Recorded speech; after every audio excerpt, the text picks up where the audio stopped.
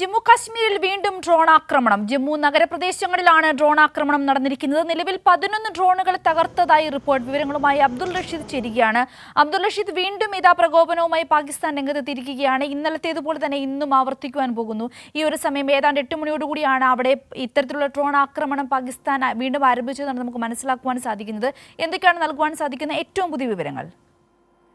സിന്ധൂരി, രണ്ടാം ദിവസവും തുടർച്ചയായിട്ടുള്ള ഡ്രോൺ ആക്രമണമാണ് ഇപ്പോൾ പാകിസ്ഥാന്റെ ഭാഗത്തു നിന്നും ഉണ്ടായിരിക്കുന്നത്. പ്രത്യേകിച്ചും ജമ്മു കാശ്മീരിന്റെ നഗരപ്രദേശങ്ങളും അതോടൊപ്പം ഉറി സാംബ മേഖലകൾ കേന്ദ്രീകരിച്ചുകൊണ്ടാണ് പാകിസ്ഥാന്റെ ഡ്രോൺ ആക്രമണം ഉണ്ടായിട്ടുള്ളത്. നിരവധിയായിട്ടുള്ള ഡ്രോണുകൾ പാകിസ്ഥാൻ ഇന്ത്യയുടെ വിവിധ മേഖലകളിലേക്ക്, പ്രത്യേകിച്ചും ജമ്മു കാശ്മീരിന്റെ അതിർത്തി മേഖലകളിലേക്ക് വിന്യസിച്ചിരിക്കുന്നു എന്നുള്ളതാണ് നമുക്ക് മനസ്സിലാവുന്നത്. അതേസമയം ഈ ഡ്രോണുകളെയെല്ലാം ഇന്ത്യ കൃത്യമായിട്ട് നിർവീര്യമാക്കുകയും ചെയ്തിട്ടുണ്ട്. സേനാ വിഭാഗം കൃത്യമായിട്ടുള്ള ഇടപെടൽ നടത്തിയതിൻ്റെ പശ്ചാത്തലത്തിൽ തന്നെയാണ് ഈ ഡ്രോണുകളെ നിർവീര്യമാക്കാൻ ആവുകയും ചെയ്തിട്ടുള്ളത്. നേരത്തെ തന്നെ ഈ മേഖലകൾ, അതായത് ജമ്മു കാശ്മീരിൻ്റെ വിവിധ മേഖലകൾ, പ്രത്യേകിച്ചും പൂഞ്ച്, സാംബ, ഉറി തുടങ്ങിയിട്ടുള്ള മേഖലകളിൽ ബ്ലാക്ക് ഔട്ട് നിർദ്ദേശമുണ്ടായിരുന്നു. ഇതിൻ്റെ പശ്ചാത്തലത്തിൽ പൂർണ്ണമായും വൈദ്യുതി വിച്ഛേദിച്ചുകൊണ്ടൊരു നിരീക്ഷണം തുടരുന്ന ഒരു സാഹചര്യത്തിൽ തന്നെയാണ് ഇരുട്ടിനെ മറയാക്കിക്കൊണ്ട് ഒരു ഡ്രോൺ ആക്രമണം പാകിസ്ഥാൻ്റെ ഭാഗത്തു നിന്നും ഇപ്പോൾ ഉണ്ടായിരിക്കുന്നത്. കഴിഞ്ഞ ദിവസം ഇതേ സമയത്ത് തന്നെയാണ് പാകിസ്ഥാൻ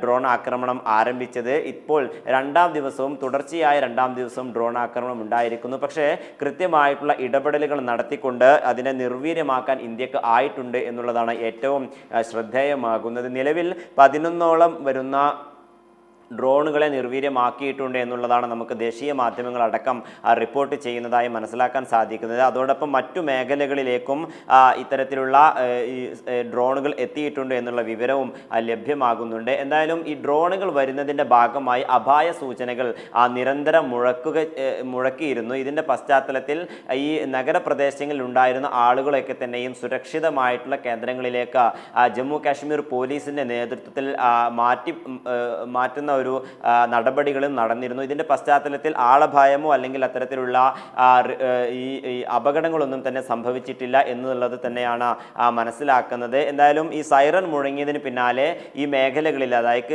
നഗരപ്രദേശങ്ങളിലേക്ക് അടക്കം നിരവധിയായിട്ടുള്ള ഡ്രോണുകൾ ഒരേ സമയം വരുന്ന ദൃശ്യങ്ങളൊക്കെയാണ് നമുക്കിപ്പോൾ കാണാൻ സാധിക്കുന്നത്. പ്രത്യേകിച്ചും ഈ 20ഓളം ഡ്രോണുകൾ ഇപ്പോൾ ഈ മേഖലകളിലേക്ക് വന്നിട്ടുണ്ട് എന്ന് ചില ദേശീയ മാധ്യമങ്ങളൊക്കെ തന്നെയും റിപ്പോർട്ട് ചെയ്യുന്നുണ്ട്.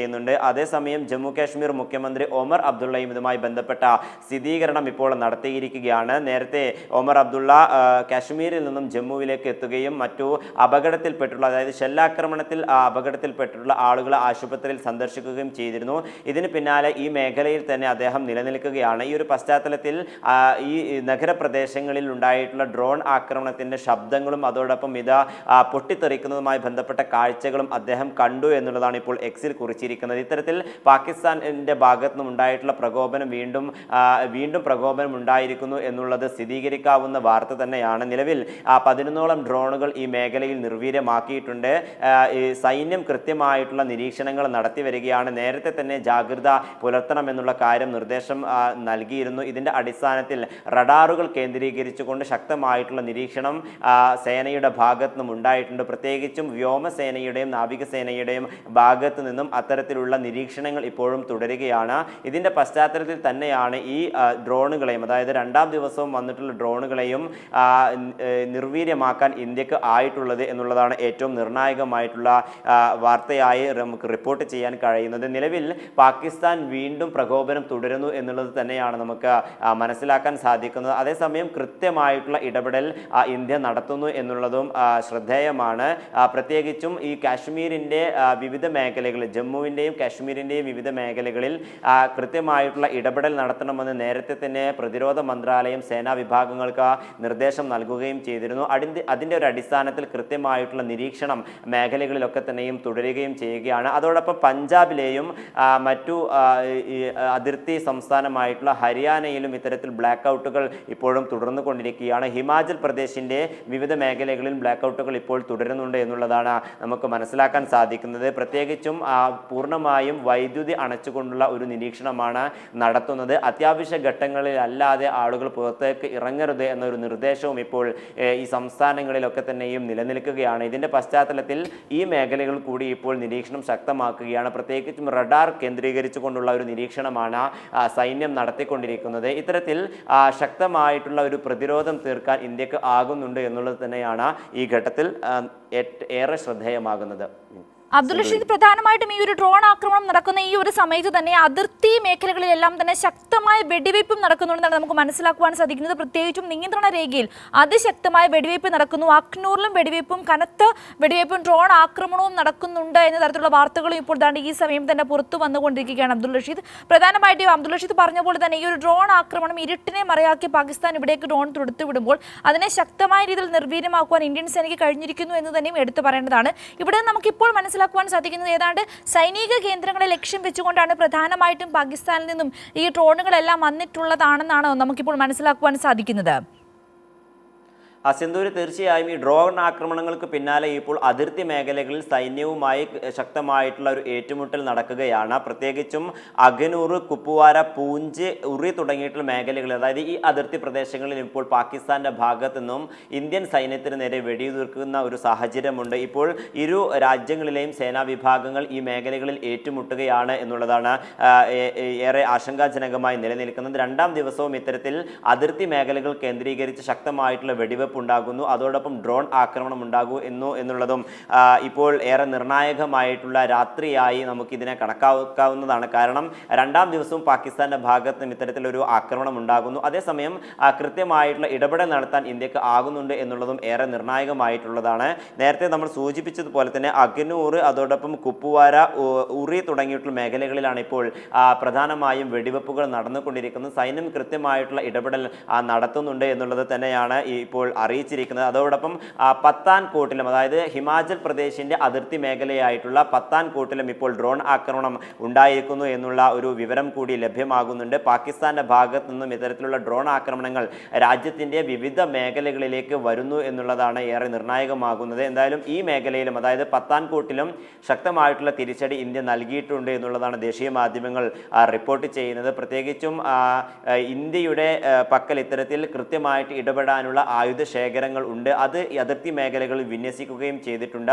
റഡാർ സംവിധാനങ്ങൾ ഉപയോഗിച്ചുകൊണ്ട് ഈ മേഖലയിൽ കൃത്യമായിട്ടുള്ള തിരച്ചിൽ ആരംഭിക്കുകയും ചെയ്തിട്ടുണ്ട്. ഇതിൻ്റെ ഒരു പശ്ചാത്തലത്തിൽ തന്നെയാണ് ഓരോ മേഖലകളിലേക്കും പാകിസ്ഥാൻ ഉതിർക്കുന്ന, അല്ലെങ്കിൽ പാകിസ്ഥാന്റെ ഭാഗത്തു നിന്നും പ്രകോപനപരമായിട്ടുണ്ടാകുന്ന ഈ ഡ്രോണുകളെ നിർവീര്യമാക്കാൻ ഇന്ത്യക്ക് ആയിട്ടുള്ളത് എന്നുള്ളതാണ് നമുക്ക് മനസ്സിലാവുന്നത്. എന്തായാലും നിലവിൽ ഇപ്പോൾ പത്താൻകോട്ടിലും ഡ്രോൺ ആക്രമണം ഉണ്ടായിരിക്കുന്നു. അതോടൊപ്പം ഉറി, അഖനൂർ തുടങ്ങിയിട്ടുള്ള, പൂഞ്ച് തുടങ്ങിയിട്ടുള്ള മേഖലകളിൽ സൈന്യം ഇപ്പോൾ ഏറ്റുമുട്ടൽ നടത്തുകയാണ്. ഇത്തരത്തിൽ ഈ നിയന്ത്രണ രേഖയിൽ ശക്തമായിട്ടുള്ള വെടിവെപ്പ് ഉണ്ടാകുന്നു എന്നുള്ളതും ഏറെ നിർണായകമായി കണക്കാക്കാവുന്നതാണ്. പാകിസ്ഥാൻ ഇപ്പോഴും പാഠം പഠിച്ചിട്ടില്ല എന്നുള്ള കാര്യം തന്നെ നമുക്ക് വിലയിരുത്താവുന്നതാണ്. കാരണം നേരത്തെ തന്നെ ശക്തമായിട്ടുള്ള തിരിച്ചടി പാകിസ്ഥാന് നൽകുകയും ചെയ്തിട്ടുണ്ട്.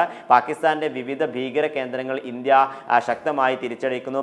പിന്നീട് പാകിസ്ഥാന്റെ വ്യോമ മന്ത്രാലയം, അല്ലെങ്കിൽ വ്യോമ റഡാറുകൾ കേന്ദ്രീകരിച്ചുള്ള ആക്രമണം നടത്തുന്നു. ഇത്തരത്തിൽ ശക്തമായിട്ടുള്ള തിരിച്ചടി നൽകുമ്പോൾ പോലും ഇതിൽ നിന്ന് പിന്മാറില്ല എന്നുള്ളൊരു നിലപാടിലേക്ക് തന്നെയാണ് പാകിസ്ഥാൻ മുന്നോട്ട് പോകുന്നത്. ഇതിൻ്റെ പശ്ചാത്തലത്തിൽ തന്നെയാണ് ഇപ്പോൾ രണ്ടാം ദിവസം ഡ്രോൺ ആക്രമണവുമായി പാകിസ്ഥാൻ മുന്നോട്ട് വന്നിരിക്കുന്നത്. അതേസമയം നേരത്തെ സൂചിപ്പിച്ചതുപോലെ തന്നെ ഈ മേഖലകളിൽ കൃത്യമായിട്ടുള്ള ഇടപെടലുകൾ നടത്താൻ ഇന്ത്യൻ സേനയ്ക്ക് ആയിട്ടുണ്ട്.